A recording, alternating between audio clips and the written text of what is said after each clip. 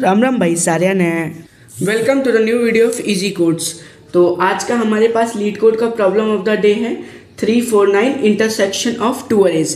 Question पढ़ के हमें यही लग रहा है कि हमें दो एरे हैं उनका इंटरसेक्शन करना है। ठीक है, क्वेश्चन का नाम पढ़ के अब आइए देखते हैं आगे क्या है। इजी टैग का ये क्वेश्चन है और इसमें टॉपिक्स हमारे कवर हो रहे हैं array, hash table, two pointers, binary search, sorting. ठीक है, और अगर इसमें एक और बात है जैसे कि अगर आपको इस किन्हीं टॉपिक के ऊपर जैसे आपको एरे की प्रैक्टिस करनी है तो आप इसे एरे पे क्लिक करेंगे तो लीड कोड आपको नंबर ऑफ क्वेश्चंस दे देगा सिर्फ और सिर्फ एरे के, जो आपकी पॉइंटर्स और सेल्फ ग्रोथ में काफ़ी हेल्प करते हैं। ठीक है, आइए आगे देखते हैं। और आज मैं आपको दो अप्रोच में इस क्वेश्चन को बताऊंगा, एक तो 3 लाइन्स ऑफ कोड में, एक 1 लाइन ऑफ कोड में। ठीक है, दोनों रनेबल रहेगा, आपको जौन सा अच्छा लगे आप एक बार कमेंट्स में बताइएगा।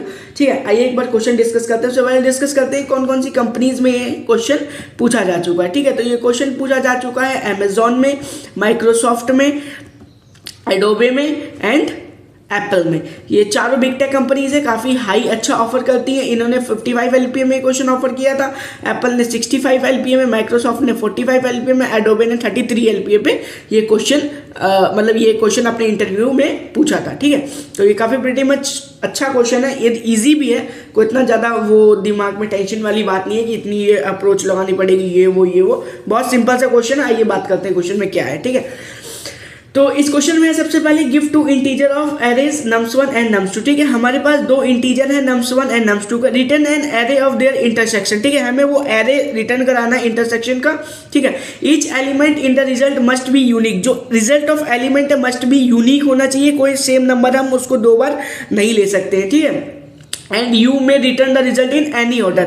अब इसको डिस्कस करते हैं, इसका मतलब क्या, रिजल्ट इन एनी ऑर्डर मतलब आप किसी भी ऑर्डर में रिजल्ट को रिटर्न करा सकते हैं। इसमें कोई भी कंडीशन नहीं है कि आपको सॉर्टिंग लगाना है या कुछ और लगाना है, मतलब आप किसी भी ऑर्डर में रिजल्ट को रिटर्न कर सकते हैं। इसका ये मतलब हो गया कि आप रिजल्ट नॉन डिक्रीजिंग और डिक्रीजिंग किसी भी ऑर्डर में आप रिटर्न कर सकते हैं। इसमें सॉर्टिंग का अलग से कुछ और लगाने की जरूरत नहीं है, तो ये प्रीटी मच और इजी बना देता है इस चीज़ को। आइए एक बार इसका एग्जांपल डिस्कस करते हैं। एग्जांपल में क्या है, तो इसका सॉरी गाइज, इसका एग्जांपल 1 है nums1 1 2 2 1 nums2 2 2। ठीक है, ये दो एरेज है हमारे पास, इसमें 4 डिजिट, इसमें 2 डिजिट। ठीक है, अब इसमें आउटपुट इसका 2 आ रहा है। अब कैसे आ रहा है, अब यहाँ पे ठीक है, यहाँ पे 1 है, यहाँ पे 1 नहीं है, तो ये 1 तो हमारा कैंसिल होगा। अब यहाँ पे 2 है, ये 2 से 2 मतलब ये दो सेम 2 है, और यहाँ पे भी ये 2 और 2 है। ठीक है, अब यहाँ पे ये 1 है, यहाँ पे 1 नहीं है, तो इस हिसाब से हमारे पास जो यूनिक एलिमेंट हो गया वो हो गया हमारे पास 2। ठीक है, तो अब हमें इसमें जो रिटर्न कराना है वो रिटर्न होगा हमारे पास सिंपल 2, तो इसका आउटपुट हो गया सिंपल 2। ठीक है, अब आइए एग्जाम्पल 2 डिस्कस करते हैं। एग्जाम्पल 2 में क्या है, nums1 है 495, nums2 है 94984। ठीक है, ठीक है, अब इसमें ये 4 यहाँ पे है, हाँ ठीक है, 4 यहाँ पे भी है, 4 यहाँ पे भी है, तो ये वो से कैंसिल हो गया। ठीक है, अब 9 यहाँ पे है, हाँ ठीक है, 9 भी यहाँ पे, 9 से 9 कैंसिल हो गया। ठीक है, अब क्या यहाँ पे 5 है,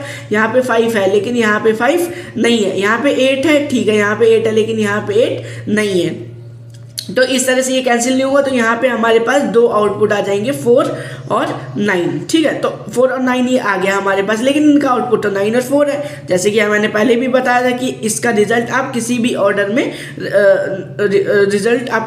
में दे सकते हैं, चाहे वो 4 9 हो या 9 4 है, इसमें कोई असेंडिंग डिसेंडिंग वाला सिस्टम नहीं है। जैसे कि एक्सप्लेनेशन में भी लिखा है कि 4 9 is also accepted and 9 4 is also accepted. ठीक है, आइए अब देखते हैं, एक बार इसका कोड डिस्कस कर लेते हैं। तो पहला मैं आपको बताता हूँ 3 लाइन्स ऑफ कोड। इसमें क्या है, set1 is equals to set of nums1 sorry. ठीक है, इसी तरह दूसरा set 2 is equals to set of nums2।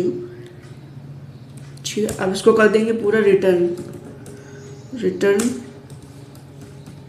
List set1